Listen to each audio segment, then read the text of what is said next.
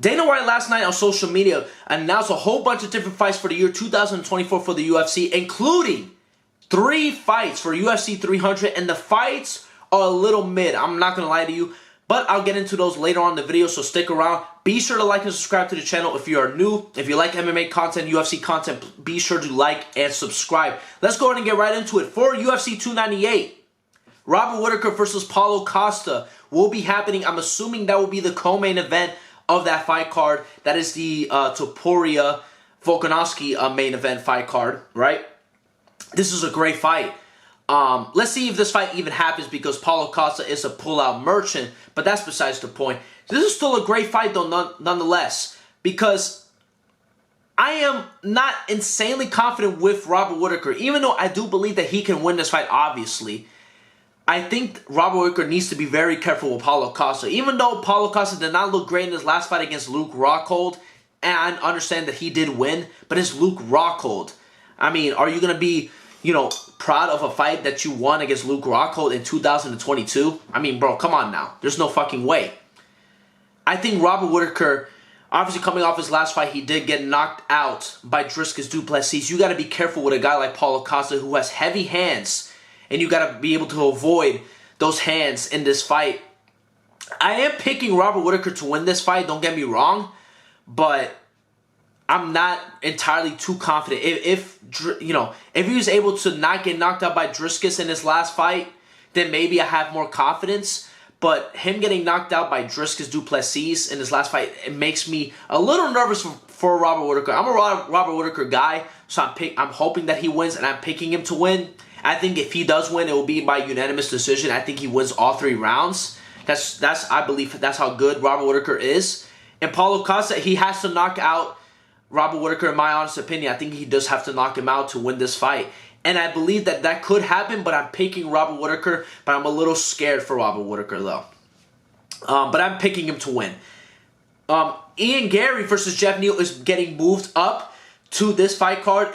It was initially announced by Dana White that it will be happening on UFC 299 in Miami, but they moved this fight card up to the February fight card. I believe this is happening in Anaheim. That's a great fight, in my honest opinion, and obviously I think that this is a good idea for the UFC to move this fight up. This fight card needs some good fights underneath it, because it was looking a little weak. I mean, there was pretty much nothing announced for UFC 298. They were announcing everything for 299. I'm like, wait, there's a fight card happening in February, right? So they're moving this fight up to 298, and I'm 100% fine with that. I already talked about that in my last video, where I talked about UFC 299. So if you guys want to hear my prediction on that fight, go to that video. Mexico City, that is a fight night that's going to be headlined by Moreno. I forgot who the hell Moreno's fighting, but that will still be the main event. But this will be the co-main event. Will be Yair Rodriguez versus Brian Ortega. It will be a 5-round co-main event. That is a big-time fight. But I have one big issue with this. And Lucas Tracy talked about this. Shout out to Lucas Tracy. That Aljamain Sterling is going to be fighting Calvin Kattar, which is a great fight. And that's going to be happening at UFC 300. But in my opinion, I think I'm more intrigued about Aljamain Sterling fighting Brian Ortega. Right, 2 grapplers going after it.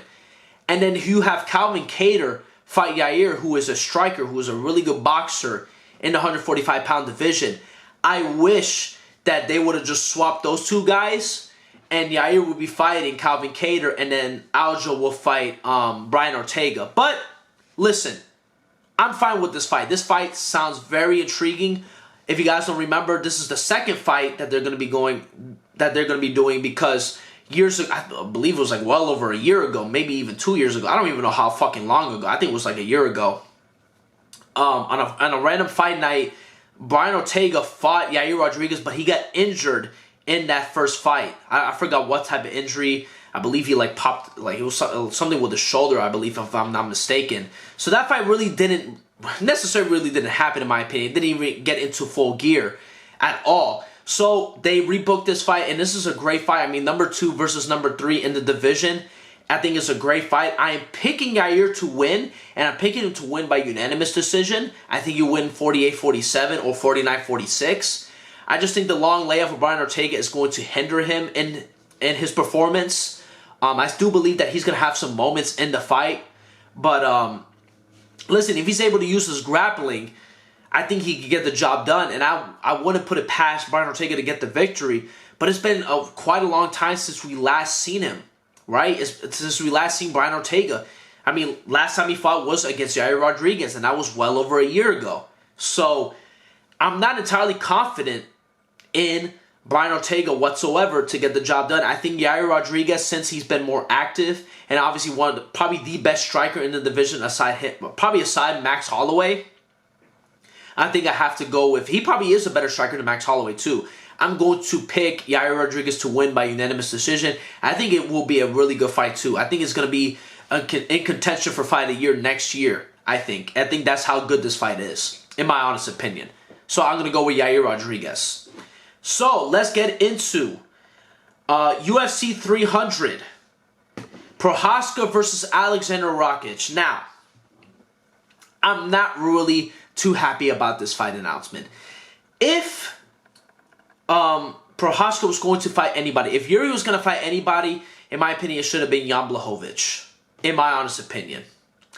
I don't really care for this fight whatsoever. I don't care too much about Alexander Rakic, if I'm being honest with you. I think that this is an L announcement by Dana White and the UFC. I don't like this fight. It's like, damn, like, Yuri was just fighting for the title. Now you have him fight Alexander Rakic. You know, like, fuck, man. I don't know. I just think that they could have had something better for him. You know what I mean? I don't even think that Yuri even had to be on this fight card, to be quite honest with you. I think that you could have probably put this fight, hell, I mean, maybe later down the line, maybe in May, you could have probably put this on the next pay-per-view. But this is UFC 300. This is the 300th pay-per-view for the UFC, and you have this fight. I'm assuming that this is going to be on the main card, and if this is on the main card, that's an L. If this is like a prelim fight, okay, I'm going to shut up. But I'm assuming with Yuri Prochazka, who just was fighting in the main event for the light heavyweight championship, he's going to be on the main card. I don't know. I think that this is a super underwhelming announcement, in my honest opinion. I don't mind it, but it's like UFC. That doesn't scream UFC 300 me. To me, this is like UFC 301. You know what I mean? I think that you got to put this fight back to UFC 301. And have something else for UFC 300, in my honest opinion. Because this fight, to me, is an L. If I had to pick somebody, I mean, I'm going to pick Yuri Prochazka, and I think he's going to get the knockout victory against Alexander Rakic. And if this, by the way, if this is a prelim fight, that is fucking crazy. But I don't think it is, because it's Yuri Prochazka. Yuri Prochazka is a big name in the UFC, and he literally just fought. I mean, I feel like that's just super disrespectful to put him on the prelims. You know, somebody the caliber of Yuri Prochazka. I couldn't give less of a shit about Alexander Rakic whatsoever. I'm sorry, in my honest opinion. But listen, I'm picking Yuri Prochazka to win. And I think he's gonna. If he does win, I think he wins by TKO, probably in the second round, in my honest opinion. But not a great fight announcement. This fight, though, I am pretty excited for. Aljamain Sterling. His introduction to the featherweight division against Calvin Kattar. This is a very good fight. This is a very good fight. This, to me, I can understand being on UFC 300, in my honest opinion. I don't mind that this fight is on UFC 300. Aljo going up a weight division to fight Calvin Kattar. I think that's a great fight. And I'm super excited for this fight. I think I'm more excited about this fight than I am the Yuri Prochazka fight. Even though I believe that they will have a war between the two guys, but it's just the name value, man. Listen, I think a lot of people are going to hate on me just because I'm saying, oh, dude, name value doesn't fucking matter. This fight's going to bang. Listen, Aljamain Sterling getting introduced into the 145-pound division, to me, that is a lot more intriguing than just a random fight between Prochazka and Rakic right now, in my honest opinion. What the hell has Rakic done to even warrant a fight between him and Prochazka? Like, what the fuck? But this, to me, makes more sense. I'm assuming this will be on the main card too, because Aljo was just the 135-pound champion. He was just a bantamweight champion earlier this year. So it's kind of crazy. There's no way that he cannot be on the main card, right? Unless you put him on the prelims too, which will be insane, you know. But I believe that those 2 fights will be on the main card. That means that there's 3 more fights that they can make to put on the main card. And I don't know what the fuck is going to be on the main card. I have no idea. But I'm picking Aljo, but I'm not confident whatsoever. Because Calvin Kattar, his boxing is top tier in this division. I really do like Calvin Kattar. And I think that he could put out Aljamain Sterling. But I'm picking Aljo to win right now. I think that he's going to be able to utilize his grappling. And I think that he can win. And I think he's going to win by decision. I think he's going to be able to just take him down and be able to just dominate him for 3 rounds. I think that this is a really favorable matchup, in my opinion, for Aljo. Just because I don't know about Calvin Kattar's takedown defense. I don't think he's going to be able to fend off Aljamain Sterling whatsoever in this fight. And I think he's going to get dominated by Aljo. And I think this is going to be a great fight. I could be wrong because, listen, is Aljo going up a weight class? And it's going to be really tough to grapple with the bigger guys at 145. Not saying that Calvin Kattar's like a fucking huge giant of a man. You know what I mean? But still, it's going to be tough for him. But I think that he can still get the job done. And I'm depending on the grappling of Aljamain Sterling to get the job done. And I think he wins by unanimous decision in this fight. And Bo Nickel, I'm assuming this has to be. There's no way that this fight is on the main card. This is going to be a prelim fight against Cody Brundage. I mean, bro, what the fuck is this? Fine, Bo Nickel being on the prelims, I'm fine with that 100%. He can be on the prelims and fighting Cody Brundage. I don't give a shit about Cody Brundage whatsoever. I'm picking Bo Nickel to win, and I think he's going to get a finish in the first round. I'm just being honest with you guys. I don't give a shit. Like, Dana White literally said his last 4 wins were by first round finish. I couldn't give less of a shit about that. Not saying that, listen, it's still early on in Bo Nickel's career. It's not like they have to really, like, expedite his fucking, you know, and fast track him to a title, you know, immediately. Because literally, I believe, Bo Nickel's, 5-0? I mean, he's only had 5 MMA fights in his career. It's kind of crazy to just have him fight somebody already in the top 10 of the middleweight division. But I feel like they could have something better for him when it comes to UFC 300. I felt like they could have had a better fight for him, in my opinion. But I'm picking him to win. I think he's going to get a first-round finish by submission. And, yeah, that's pretty much everything that was announced by Dana White.